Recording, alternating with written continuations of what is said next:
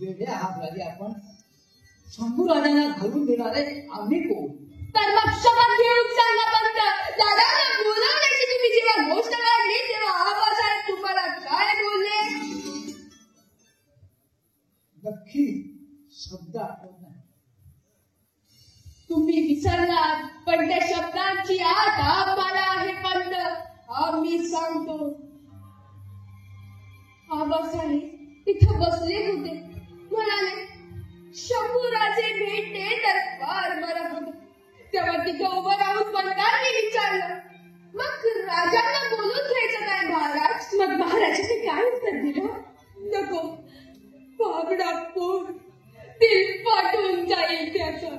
आबासाहेब असं बोलले. आणि अण्णाजी, गादीवर आम्हाला बसवण्याची तुम्ही जेव्हा गोष्ट काढली तेव्हा आबासाहेब तुम्हाला काय बोलले?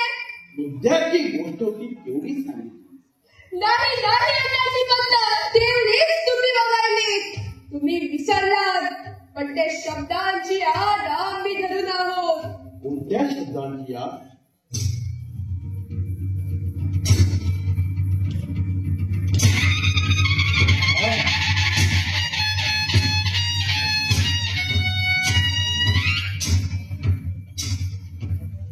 आम्ही तुम्हाला फक्त एक संधी मागतो.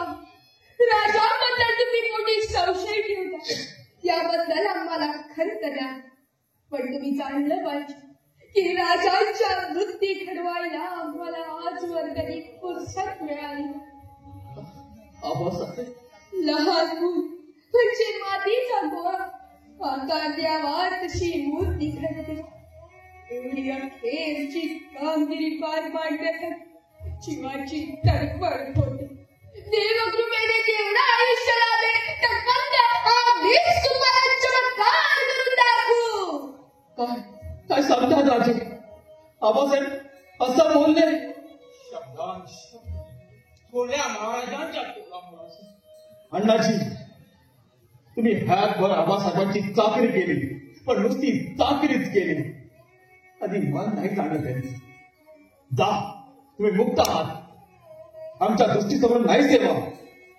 या क्षणाला तरी ब्रह्महत्येचा पातक आम्हाला शिरावर घ्यायची बिलकुल इच्छा नाही. जा.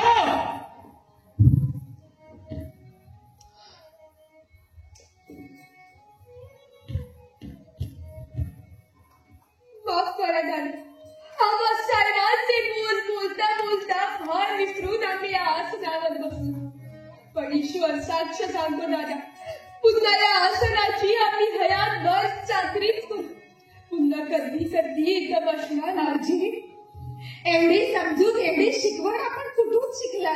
वैरी, आबासाहेबांना आम्ही वचन दिलं आहे. वचन? कोणतं वचन? गावी चाललो कधी कळणार नाही. दादांच्या आज्ञेत वागली. आणि काय राजे? रागू नका दादा, पण तुमचा सांभाळ करू. राजे, तुम्ही आमचा सांभाळ करा.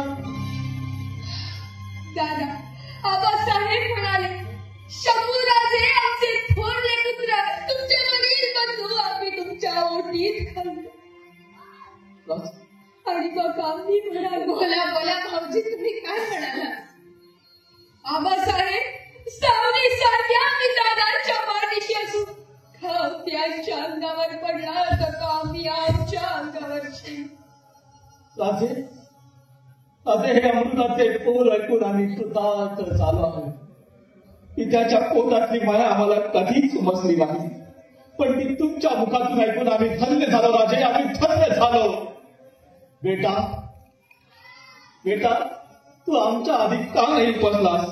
तू आमचा थोरला भाऊ म्हणून का नाही जन्मालास?